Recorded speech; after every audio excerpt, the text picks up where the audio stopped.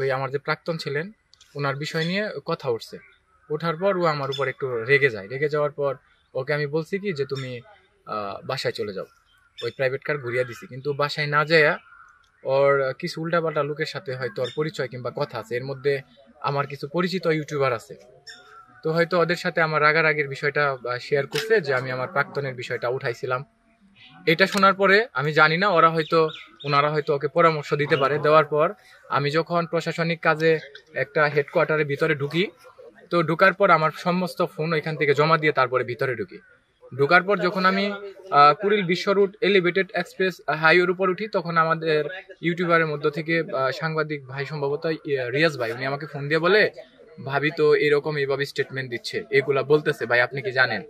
ওনাকে আমি বললাম ও তো বাসায় চলে গেছে, আর ওর আব্বা নেই, আম্মা মানে আমার শাশুড়ি এবং ওর বড় ভাই আসতেছে। তো কথা বলার পর আমরা বাসায়, যাই হোক রাগারাগি হয়েছে, বাসায় যে কথা বলবো। কিন্তু ও মানে আমার ওয়াইফ যিনি আছেন উনি ইউটিউবিং কিংবা ইউটিউবারদের সম্পর্কে ভিউ, টাকা ইনকাম এগুলা সম্পর্কে ধারণা নাই যে এইভাবে ভিডিও নেবে।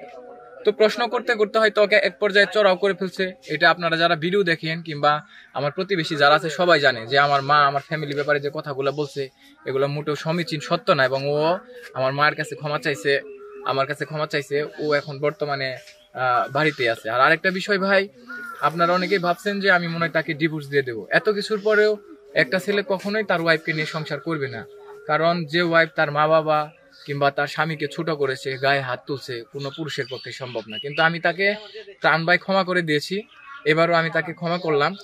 আর ওর যে ভিডিও ছিল ইউটিউব, ফেসবুকে যা ছিল আমি সমস্ত কিছু ডিলিট করে দিয়েছি। আর 2 নাম্বার হচ্ছে, ওকে আনবো কিনা আমি জানি না, আমার না নারী সম্ভাবনা বেশি মিডিয়াতে।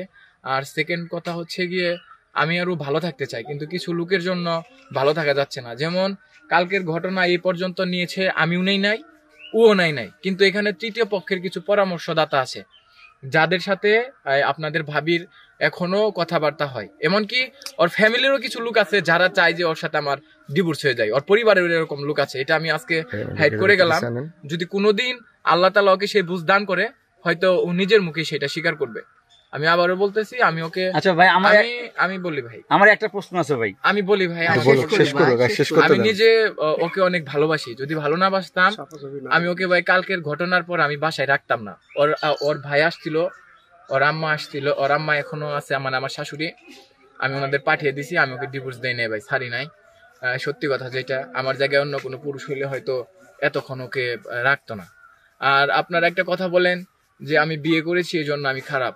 আমার খারাপ কাজ করার অনেক সুযোগ, সময়, সুবিধা সবই ছিল, আছে, কিন্তু তা না করে আমি বিয়ে করে সংসার করতে চাই। আমাকে যেন কেউ খারাপ কাজের সাথে সম্পৃক্ত না করতে পারে, আমি এই জন্য তাড়াতাড়ি দ্রুত বিয়ে করে ফেললাম। এখন আমি যাকে বিয়ে করি, আমি যাকে নিয়ে সংসার করি, আজান হচ্ছে ভাই, আমি বেশি কথা বলতে পারবো না, আজানের মধ্যেই বলি, যাকে নিয়ে সংসার করতে চাই কিংবা করি, সে যদি খারাপ কাজ করে, খারাপ কাজের প্রতি মন থাকে, কিংবা আমি যদি আটকে রাখতে চাও, আটকে না রাখতে পারি ভাই, এখানে আমি আর আমার ব্যর্থতাটা কিংবা আমি কিভাবে প্রকাশ করব বলেন? আমি এখানে এই যে কালকের যে ঘটনাটা, এটা সম্পূর্ণভাবে ঘটছে ওই ইউটিউবার ভাইয়েরা, আমার সাথী ভাই, ওনাকেরা আমাকে একবার বলতে পারতো যে ভাবি আমাকে ফোন দিয়েছে, আপনাদের সাথে কি কোনো বিষয় নিয়ে রাগারাগি হয়েছে কিনা। ফ্যামিলিগতভাবে প্রবলেম হয়, আপনারা জানেন যে আমার অতীত আছে, আমার যে এক্স, উনি আমাকে নিয়ে সবসময় কথা বলে। তো ওনার ভিডিওটা যখন সামনে চলে আসে, ও তখন আমাকে নানান প্রশ্ন করে। ওই প্রশ্নের পরিপ্রেক্ষিতে যখন কথা উঠে, তখনই ঝামেলাটা শুরু হয়ে যায়। এই কালকের মূল ঘটনাটা হয়েছে এইটা নিয়ে। এবং এই ঘটনার পরে যখন ওকে আমি একটা ডাব দিয়েছিলাম, তখন ও ডাবটা খায় নাই। তারপরে আমি বলছি, ড্রাইভারকে বলছি যে ভাই গাড়িটা ইউটার্ন করে আপনি ওকে নিয়ে বাসায় যান। কিন্তু বাসায় না যাইয়া ও ওই যে আমাদের বাড়িতে যে ইউটিউবার আসছিল, যারা আমার সাথী ভাই, তাদের সাথে যখনই ও কথা বলছে, ওনারা তখনই ওকে ভুল পরামর্শ দিছে, এবং ও নিজে ভালো থাকার জন্য। এবং যখন ওই স্টেটমেন্ট দিছে, তখন ভাবছে যে আলম হাসান তো মনে হয় আমাকে ডিভোর্স দিয়ে দেবে, এরপরে হয়তো আমাকে রাখবে না। এই কথা বিবেচনা করে ও আমার মায়ের ব্যাপারে করলো কি, আমার মা জাদু করে, আমার একটা ছেলে আছে মিহাল, আমার বড় ভাইয়ের একটা বাচ্চা আছে, আমার ছোট ভাইয়ের 2টা বাচ্চা আছে, বললো যে আমার মায়ের কারণে নাকি বাচ্চা নেই। তাহলে এই সন্তানগুলো কিভাবে হলো?